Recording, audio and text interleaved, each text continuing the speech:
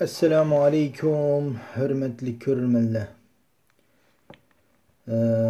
Ben Nebican Allah bugün erbirlerge bir yaxşı eserden birini okup vermekçi. Eserinin ismi İslamiyet'nin Ümidi Türkiye'de. Abduri İhlas. 2016 yıldan 2016 yılının ahırkı minutlarında yürekne lerziga saldıgan, toğrысы eçişkan yerlerimizge turus sepkendek bir terör xəvri bütün dünyanı kapladı. Bu faciani sadır kılgan mel'unga bedduaga texe kolumuz kötürmey turupla yürekni xuddi çaşkan tatılgandek yeni bir xəvər tor alaqa dünyasını lərzəgi saldı. Terörçi Uyghur iken.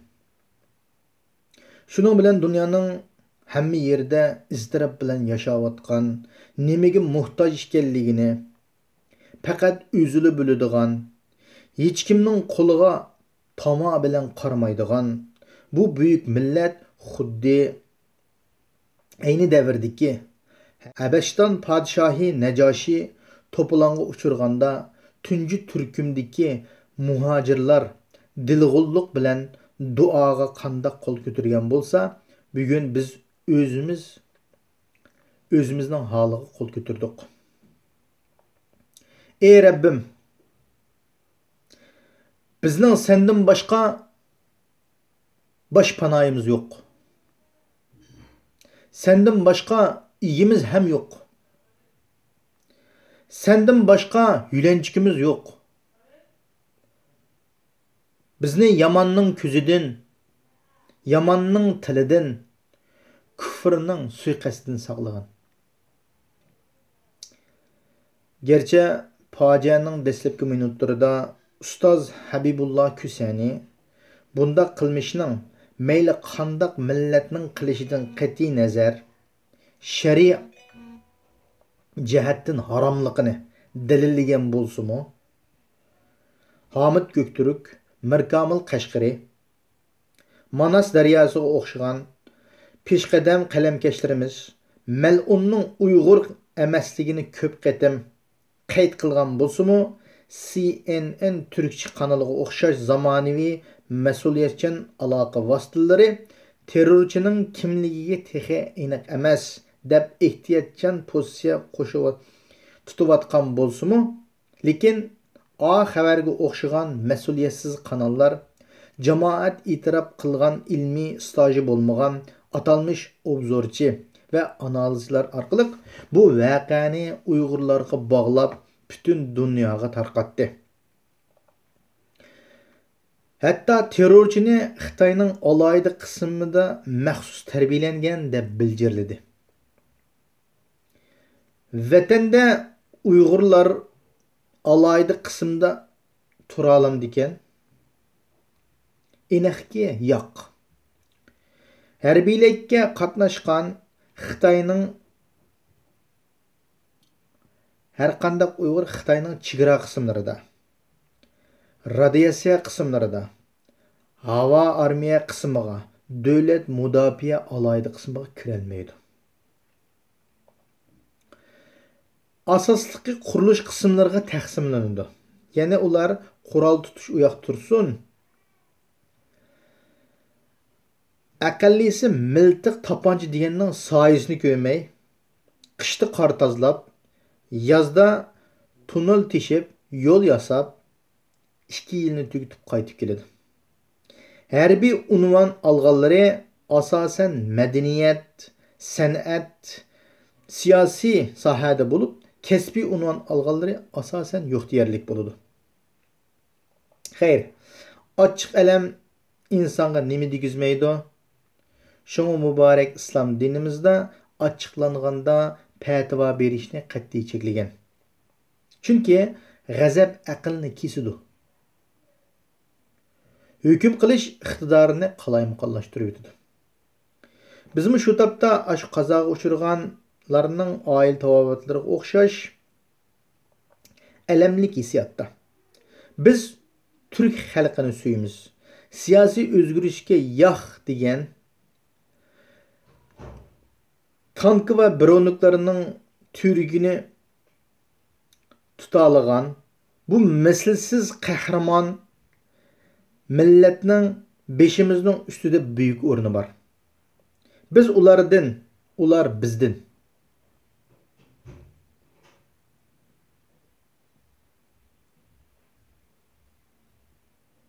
Bizga ichimizdan chiqib qolgan biror terim g'alati g'ashlarga qarab umumiy axloq, adab axloqimizga diagnoz qo'yimiz desa yoki degan chog'da albatta bizning buningga qarata izohlash, tushuntirish mas'uliyatimiz bor.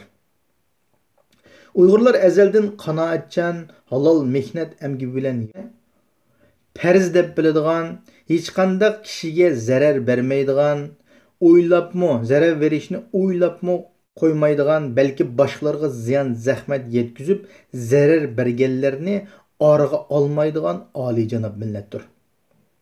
Tariximizga nazar solsak, deganlarimizning hargiz mubolag'a emasligini chin putuksiz qarang.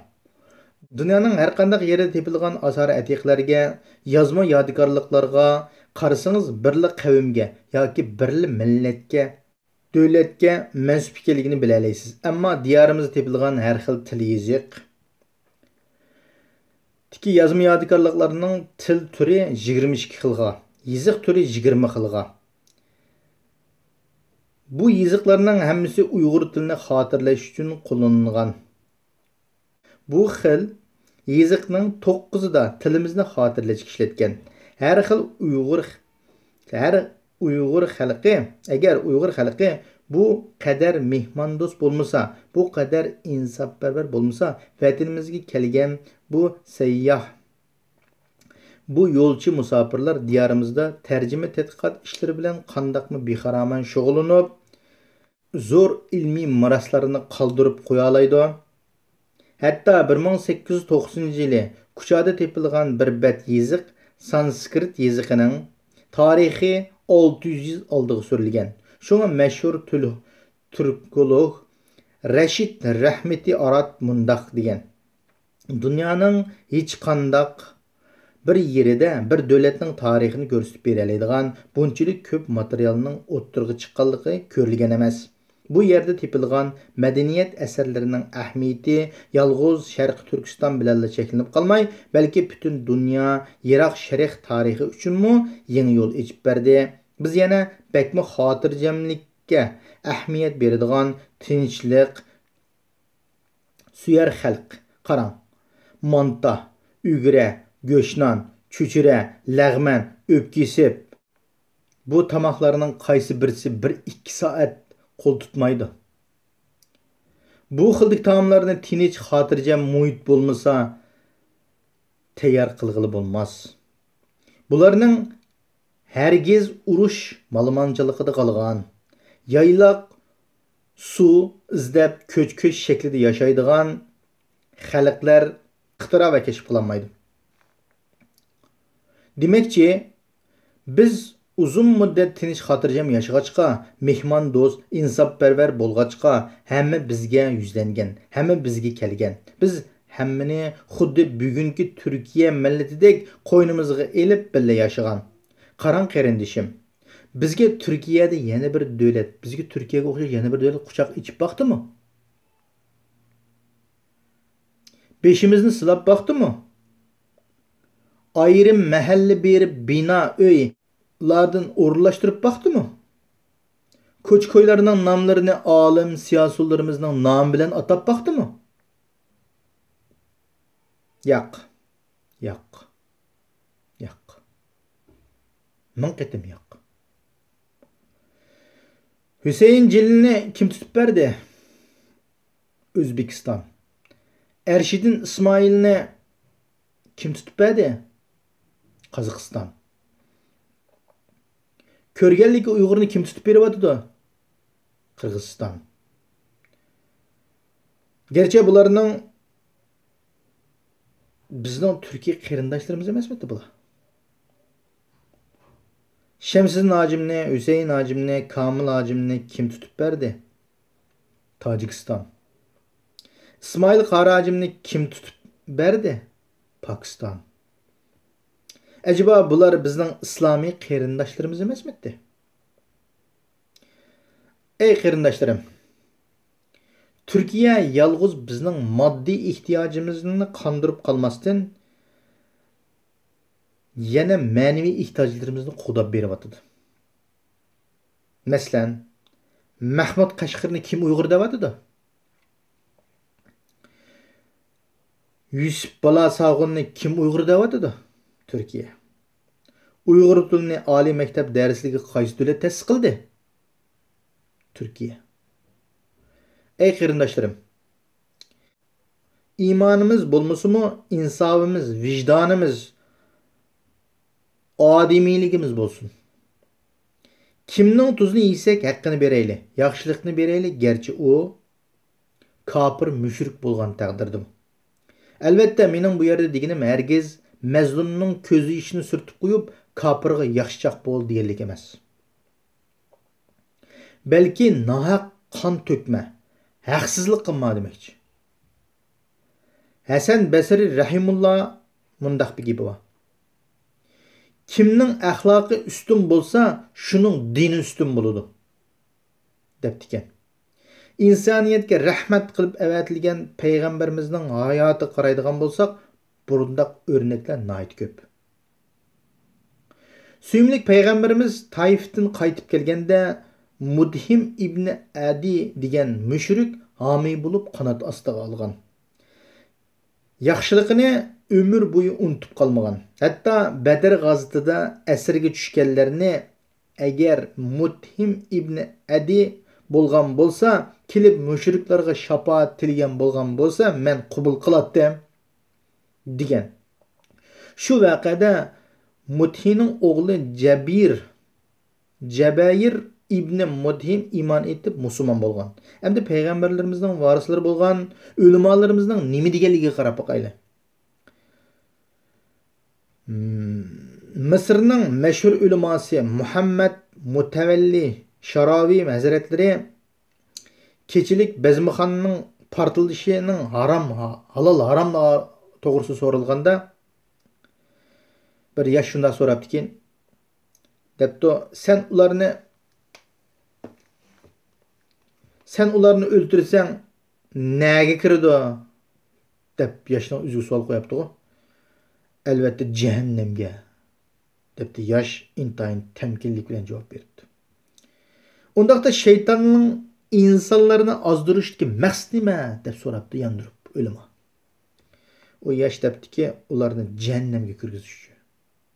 İnsanlarni jahannamga kirgizish uchun shaytonning maqsadi bu. Undaqda ikkalarining farqi nima deb yondirib yana so'rabdi. Deb bu hadisni so'zladi. Payg'ambarimiz bir Yahudining jinozasini ko'rib yosh to'kkan. Sahobalar bir maydon hayron qilib, "Ey Rasululloh, nimaga yosh oqqizlar?" deb so'rasa, payg'ambarimiz fursatni qo'ldan berib qo'ydi. Shu sababli o'tga qarab mangdi deb ta o'ylamaysiz. Demak, payg'ambarimiz bir zot bir kofirni do'zaxdan saqlab qololmaganligi uchun afsuslangan. Demak, payg'ambarimiz bir zot bir kofirni do'zaxdan saqlab qololmaganligi uchun afsuslangan, yosh to'kkan biz-chu. Biz men musulmon degan qarindoshlarimizni qaratib Allohu akbar degan takbir bilan o'q chiqaryapmiz. Jannatga qarindoshlarimizning jasadini otlab kirmoqchi bo'lyapmiz. İnsaniyet tarixida bu qadar galvon fikr va ahmoqlarcha xiyol bo'lmagan bo'lsa kerak. Ba'zi qarindoshlarimiz hadisli Turkiyani tag'ut hukumat Qur'on bilan hukm chiqarmaydi deb ta'addi qilishadi.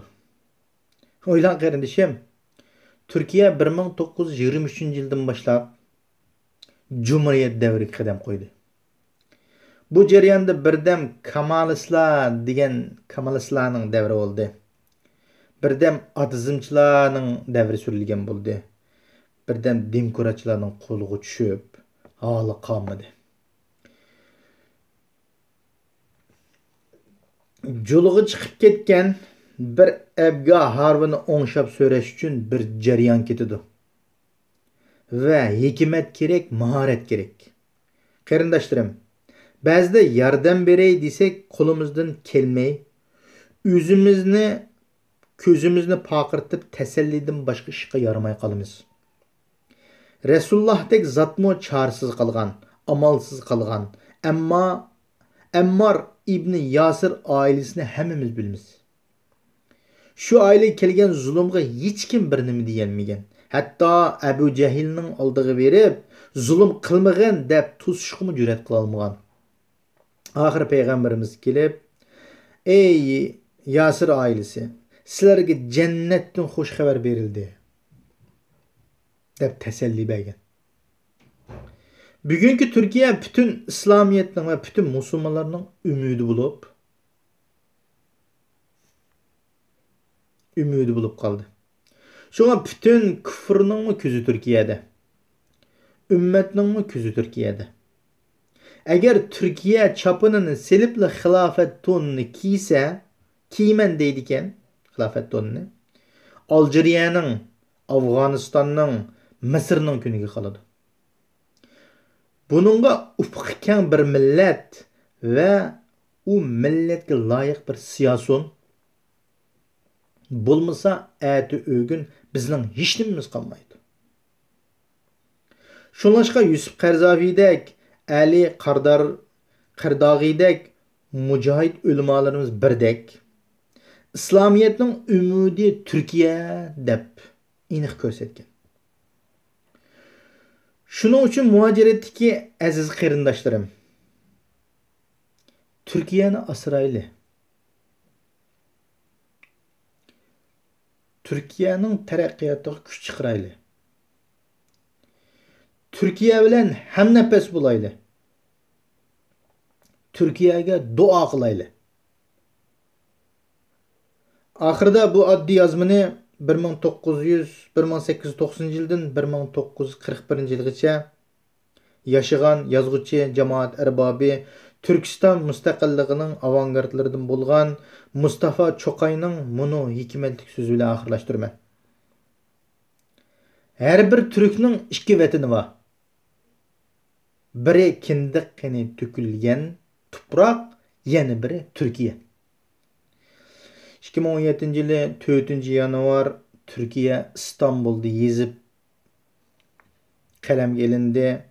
Qarindoshlarimizdan buni yozgan, buning vasiyati bo'lgan, buni tarqatgan barliq qarindoshlarimizdan Alloh rozi bo'lsin.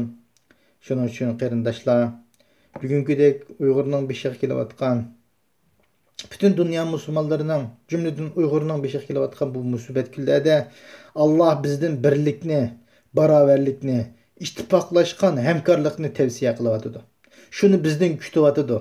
Onun uchun sen atın, sen matın deyishni qo'yib, bütün Uyg'urlarning bir Allah'ның kalamiga, Allah'ның Qur'oniga, Allah'ның hadisiga sap şekilde, to'g'ri şekilde esilib, shuning uchun harakat qilishimiz, Alloh rizolig'i uchun Xitoy tajovuzlarining qilayotgan suiqasdlarini, yili mikrlarini birlikda barbod qilishimiz kerak.